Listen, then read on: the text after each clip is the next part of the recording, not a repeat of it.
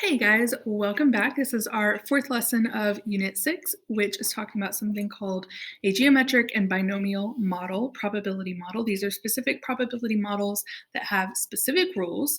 But before we get started with that, take a little pop quiz. It is linked in the video down below. So make sure you take that first. It's not a real quiz. You don't have to take it, but it is going to make the rest of the lesson make a lot more sense if you just pause and take it. Trust me, you should do it. Okay, so now assuming that you have taken that quiz, which hopefully you did super well on, we're going to continue on and talk about geometric and binomial models. So I'm going to start by giving you the answers to the quiz for you guys, but I just wanted you to know what the questions were asking. So that was what the quiz was asking. Hopefully you did well. I don't know, I'll have to look at them later. But we're going to use that to kind of go through the rest of the lessons and talk about what these probability models mean. And I'll kind of refer back to that Hungarian quiz as an example. We'll look at some probabilities related to that.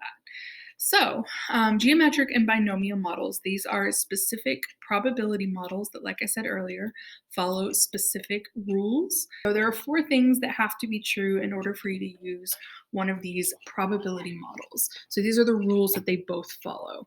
One is that it has to be a situation in which we are measuring 2 possible outcomes, so success or failure. So that could be something like flipping a coin, right, heads or tails. But if we were doing something like rolling a dice, maybe I'm measuring, did I land on 6 or did I not land on 6? So that could still work. We just have to be measuring or talking about 2 outcomes.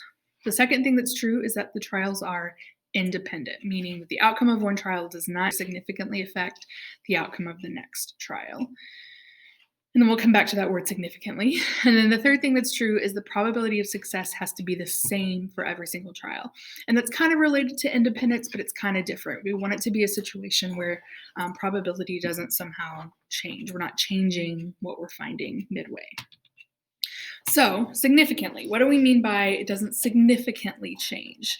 In theory, independent means that it does not change. One event does not change the next. But in terms of what we can use these geometric and binomial models for, we have a little bit of a kind of side note to that rule. Let's say you are secretly obsessed with blue M&Ms, and we'll say that blue M&Ms make up approximately 20% of all M&Ms. So you buy a bag of M&Ms and select a sample of 15 pieces, hoping to get as many blue ones as possible. So could we use a geometric model if the bag contains 50 pieces of candy? So I'm taking out 15 pieces and the bag contains 50. So in other words, does the probability of picking a blue one stay the same every time we pick? Well, not really, right? If I pick the first one and it's blue, there are now less M&Ms in the bag and there's less blue ones. So the next time I pick, my probability has changed. And since I only have 50 candies in the bag and I'm selecting 15, that's a fairly significant change. However, what if I had a bag that somehow contained 10,000 pieces of candy? Does the probability still change? Yes, but it's not going to change barely at all, especially if I'm only picking out 15 total. That probability of getting a blue one within those 15 picks of an M&M has barely changed, infinitesimally changed.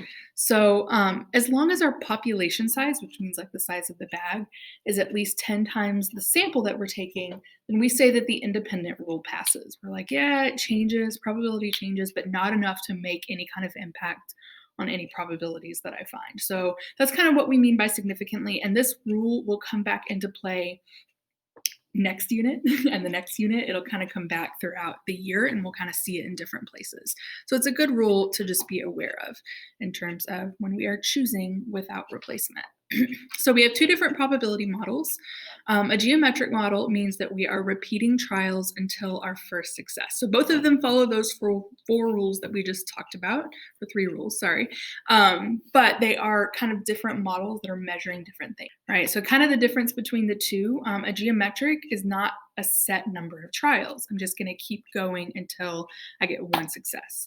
Whereas a binomial, I have a set number of trials and I'm counting how many successes that I get within that specific number of trials. So let's start with geometric. So geometric model is counting the number of trials until you get your first success. So there's a couple of things that we need to know. We define a geometric model as geom parentheses p. So when you need to define the model, we write just a shorthand geom parentheses p, where p is the probability of success. We define x as the number of trials until the first success occurs.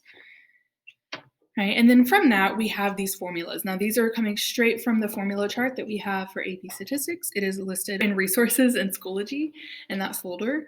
So that formula chart gives us these formulas for a geometric probability model. So this would be how I find what's the probability that it takes me 5 times to get a heads of flipping a coin.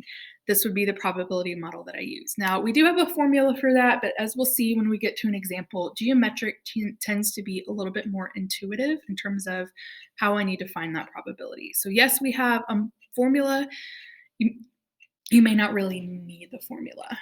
We also have a formula for the mean or expected value, meaning how many coin flips would I expect to have to do to get 1 heads? And then standard deviation is what is the standard deviation of that number, right? So what's the average number of times I would have to flip to get 1 heads? And then what's the standard deviation of that number? So let's look at some examples of a geometric model, applying it to our Hungarian quiz problem. So you answered a quiz, it had 10 questions on it. Each question had 4 answer choices. So firstly, can we apply a geometric probability model to this situation? So we want to think about, does it pass those 4 rules that we talked about? So the first rule, right, I can measure success. Did I get a question right versus getting a question wrong? As long as that's what I'm measuring, then we're good. The trials are independent. It's not like you got better at Hungarian as you went through the quiz. It's not like you had a better chance of getting number 10 right than number 1. So we can say that probably they're independent since you were purely guessing, I'm guessing.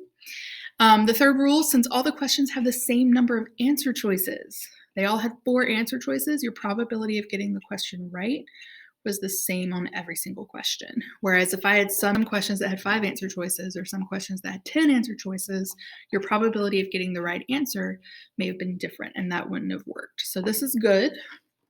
So now we're going to define our geometric model with that shorthand that I talked about.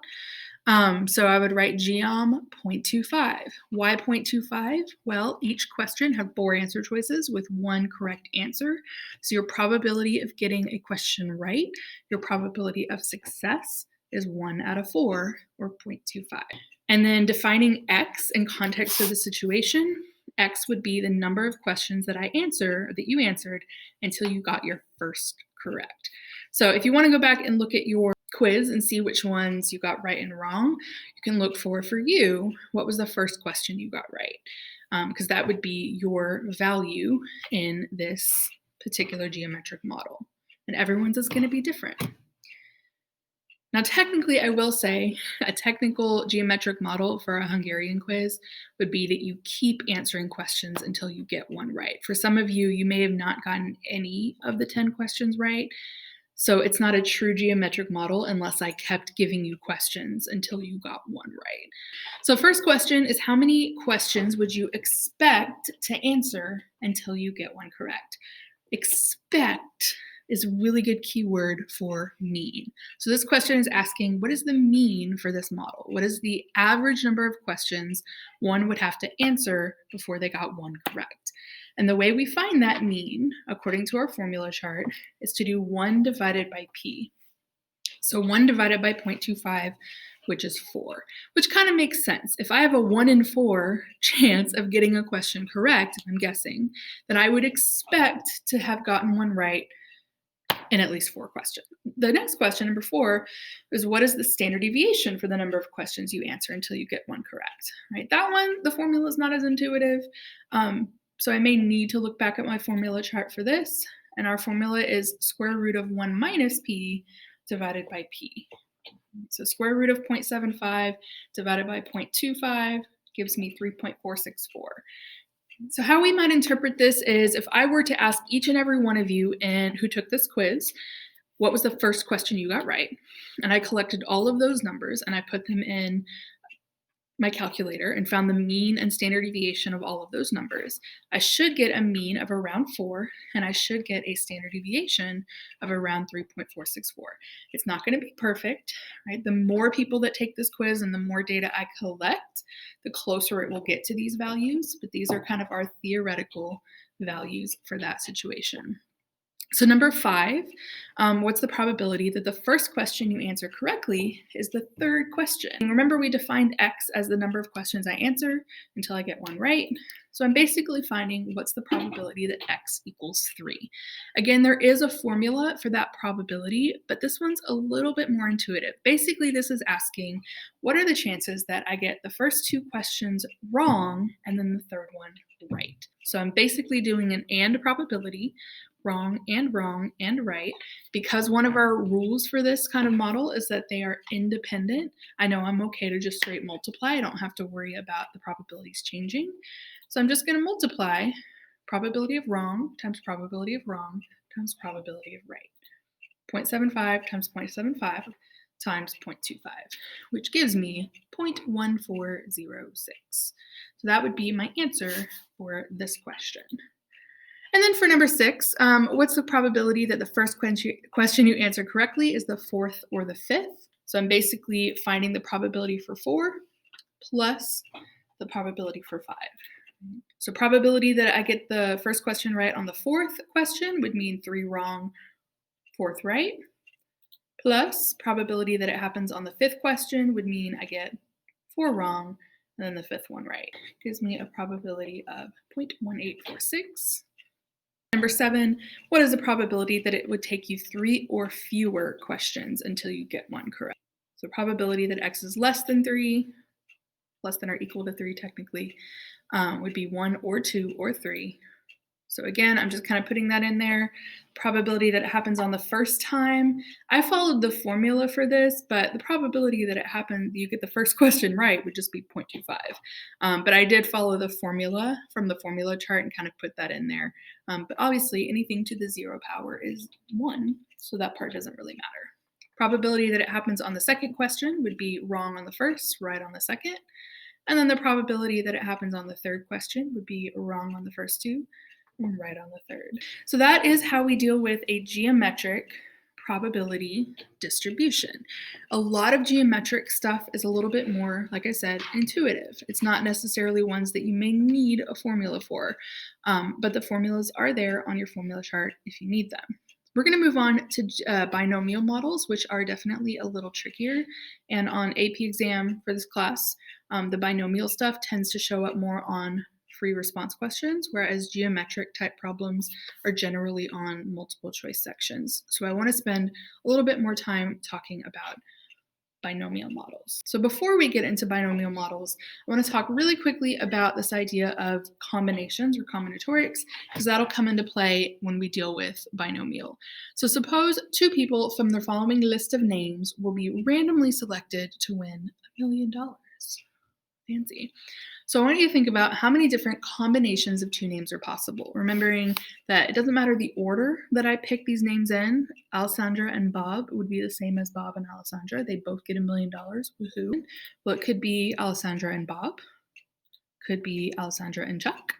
It could be Alessandra and Denise, or it could be Alessandra and Eduardo. Right? So those are 4 combinations. Could be Bob and Chuck, Bob and Denise, Bob and Eduardo. Could be Chuck and Denise, or Chuck and Eduardo. And last, it could be Denise and Eduardo. Those are all of my combinations of 2 people that could end up winning $1 million. So there are 10 different combinations. I will show you real quick on your calculator in order to find that combinations, how I would do this. In this case, there are 5 names. So I would type the 5 first, then I can go to math and then over to probability and choose that NCR option, which is combinations. And then I want to pick 2 names. So it's 5, choose 2, and that tells me that there are 10 different combinations. Now let's talk about how we can look at our Hungarian quiz as a binomial model. So binomial model is counting the number of successes within a specific number of trials, where n is the number of trials. So the way we define a binomial model, just in shorthand, is binom parentheses n comma p, where n is the number of trials and p is the probability of success. We define x, our variable that we're dealing with, as the number of successes in trials. And then these are our formulas for a binomial distribution. So this would represent a probability that we would get a certain number of successes. This is our mean for the number of successes we can expect within a certain number of trials. And then this would be our standard deviation for that number of successes. So let's go ahead and start answering some questions. So we're going to define our Hungarian quiz problem as a binomial model. So we would write binom and then n comma p. So n is 10 because there were 10 questions. And then again, p is 0.25 because your probability of getting any one question right was 1 out of 4, or 0.25. And then x in this situation would be the number of questions answered correctly out of the 10 questions. So the mean, I use my formula for mean for a binomial model, which is n times p, so 10 times 0.25, which is 2.5. For geometric and for binomial, we oftentimes get decimals for a mean, but we're always going to leave it. So don't round to the nearest whole number. An average is, or almost always going to have decimals. It's an average. It's supposed to represent, if I did this many, many times or with lots and lots of trials, this is what I can expect on average. It's not necessarily going to be a whole number. So leave it in its unrounded form.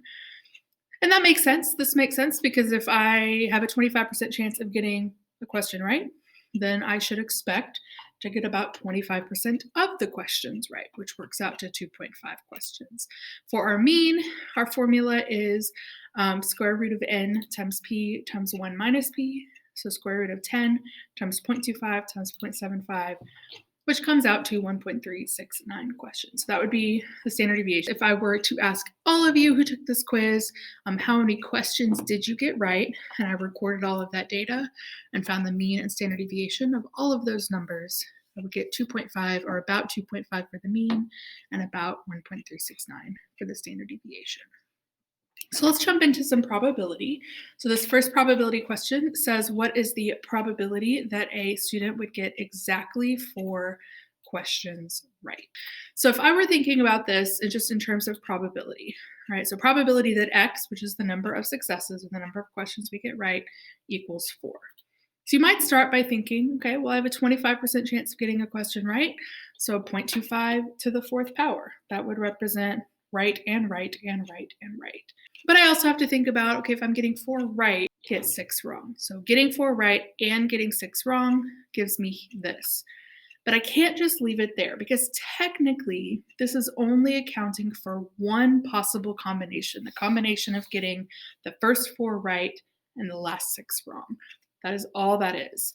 So I have to account for every possible way there is to get 4 right and 6 wrong. So one way to get 4 questions right and 6 questions wrong would be, like this. And that probability is 0.25 to the 4th times 0.75 to the 6th, in that order.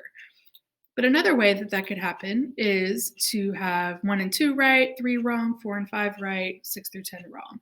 It's another option. Now, the probability would be 0.25 times 0.25 times 0.75 times 0.25 times 0.25 times 0.75, etc. But I know that when I'm multiplying, it doesn't matter the order that the numbers go. So it's going to work out to that same thing, just in a slightly different order. And then there's this way. I could get that. And that would work out to the same probabilities, but again, just in a different order. So there's a lot of different combinations of questions. So that is where that 10 choose 4 comes in.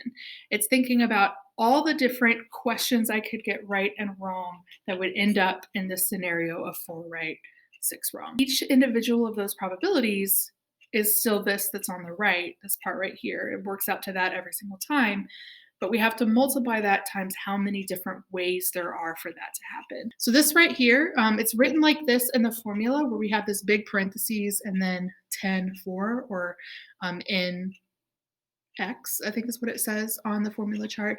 But this is kind of like that choose thing. So this is like saying 10 choose 4. I have 10 questions and I want to find how many ways are there of getting 4 right. And I can, let me go back to my little calculator here, right? That whole 5 choose 2 thing that we did before, I could do the same thing here. I could go 10 because there's 10 questions, math, probability, and then choose number 3, which is the NCR. So 10 choose, and then I want 4 right. 10 choose 4 is 210, and then I can multiply it by 0.25 to the 4th times 0.75 to the 6th, right? And that would give me that probability that I wrote here. And I could do that, but obviously doing that is going to take a lot of steps. So this is where I'm going to show you how we do this in the calculator. One thing I want to note, I'm going to show you how to do this, but on a free response question, you would still need to show all of your work. That means you're defining the model, binom 10, 0.25. That means you're defining X in this situation. X is the number of questions right out of 10. And then you're showing either the calculator speak for that answer or you're showing the formula. We can get to the answer a little bit quicker using this kind of calculator method that I want to show you real quick. So what I'm going to do is I'm going to go to second and then vars. And then towards the bottom, so I like to actually scroll up, it gets me there a little bit faster. Towards the bottom, you have a couple binom options. There's binom PDF and binom CDF. We're going to use both of them in a couple different examples, but PDF, P is, I like to think of it as P for perfect or P for precise. So if we want an exact specific number of successes, so in this case, I wanted to know the probability of getting exactly 4 right, I'm going to use PDF. CDF we'll use for something else that I'll explain in a minute. If you have a newer calculator, it's going to ask you for what it wants exactly. So trials would be 10 because I had 10 questions. P was probability of success, so 0.25. And then the X value is how many successes you want in this case, which is 4. And then I'm going to hit click paste and then enter. If you have an older calculator that doesn't pull up that lovely little fancy menu, it'll basically put the binom PDF and then an open parentheses on your home screen, and you have to type in 10, 0.25, 4 in order for that to work. It's the same 3 numbers, but you would actually have to know what order they go in. But it gives me that same answer that I just got, but a little bit quicker and a lot less fuss, which is really, really nice. So that is how I use the calculator on a problem like this. So let's go ahead and look at the next example. Number 12, what is the probability that a student gets all 10 questions correct? So probability that X, the number of successes, is equal to 10. So the way that would look in terms of formula would be 10 choose 10. I have 10 questions and I want all 10 of them right. So 10 choose 10 times 0.25 to the 10th power, because I want 10 right, and times 0.75 to the 0, because if I want 10 right, that means I want 0 wrong. And I can go ahead and figure out from this, I can use my binom PDF on my calculator if I wanted to. I'm going to actually just push second enter, so it pulls up that last thing, and then I'm going to change the 4 at the end to a 10, because I want 10 right, and it'll give me the answer that I need. But when I kind of break down that formula a little bit, 10 choose 10 is 1. There's only 10 questions total. There's only one combination of getting 10 right. So that's why that first part is 1. And then 0.75 to the 0 is just 1. Anything to the 0 is 1. So technically, I could figure this out a lot quicker by just saying 0.25 to the 10th, because those other 2 pieces of the formula are just 1. But I can also use the full formula, and I can also use binom PDF in my calculator to get the answer. Remember on your calculator, when you have that E, that means times 10 to the, it's kind of putting it in scientific notation. It is okay to leave your answer in scientific notation, but that also would basically be I move that decimal place to the left 7 times, which gets me 0.000000954. So now let's look at a different type of question, which is what is the probability that a student would get at least 1 question right? So if I think about what at least 1 means, at least 1 out of 10 means 1, or 2, or 3, or 4, or 5, or 6, or 7, or 8, or 9, or 10. Everything above and equal to 1 would be what that means. So I could sit here and do this as an OR. What's the probability that I get 1 right, or 2, or 3, or 4, or 5, all the way up to 10? I could add all of those together and find that answer, right? But that's going to be, right, a very, very long process. So my trick for this is to think backwards, right? I have 10 questions. I want to get at least 1 right, which is 1 or 2 or 3, all the way up to 10. The only probability that's not included in that thing that I want, that total that I want, is the probability that I get 0 questions right. That's the only thing that's outside of that. So my quick cheat, working backwards, and finding the probability of at least 1 is to find what's the probability that I get none right and do 1 minus that. That's a whole lot quicker than trying to find each individual probability and add them all together. So that's what I'm going to do here. I'm going to do what's the probability that I get 0 correct, and then do 1 minus that. Now, in terms, again, a formula for the 0, 10 choose 0. I have 10 questions, I want 0 right. 0.25 to the 0, I get 0 right. 0.75 to the 10, I got 0 right, that means I got 10 wrong. But again, this is another one, just like the 10 choose 10 one on the last question. There's only one way to get 0 questions right out of 10, which is to get 0 questions right. So that just works out to 1. And then 0.25 to the 0 would also be 1. So a quicker way to do that would just be to say 0.75 to the 10. But you can still use Binom PDF for that part, or use the full formula, and you would get the right answer. So again, if I did Binom PDF, right, I would change that last bit to 0. This is the x value part. I would change to 0. And that gives me that probability. And then I'm going to do 1 minus that to get my answer. But again, I could just do 1 minus 0.75 to the 10th and get the same answer. Either way. So that is how I would do an at least 1 question. My trick for at least 1 minus the probability that it never happens, or that I have 0 successes. What is the probability that a student would get 6 or fewer questions right? 6 or fewer. So that would include, what's the probability that they get 0 right? What's the probability that they get 1 right, 2 right, all the way up to 6. So in terms of formula, right, for 0, I have 10 choose 0, 0.25 to the 0, 0.75 to the 10. For 1, for x equals 1, I have 10 choose 1, 0.25 to the 1, 0.75 to the 9. All the way up to our formula for 6, 10 choose 6, 0.25 to the 6, 0.75 to the 4th. Okay. I could do each of those individually using Binom PDF or using the full formula. I could find each one of those individually, and I could calculate that answer. It would take me a little bit of time, but I could do it. It's not going to take me forever.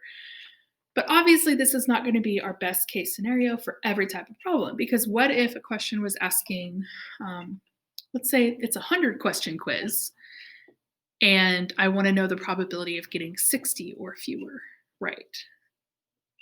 I don't want to individually, even with Binom PDF, I don't want to individually do all of those things all the way up to 60. That's ridiculous. So our calculator has a handy dandy shortcut for that as well. That's what's on here if I want to do a less than or equal to or cumulative situation, right? So if I want to find less than or equal to 6, formula, that's where I'm going to use Binom CDF. So second, and then vars, that distribution button, go to Binom CDF, which is choice B here. C, I always think of C stands for cumulative, so everything up to and including a certain number.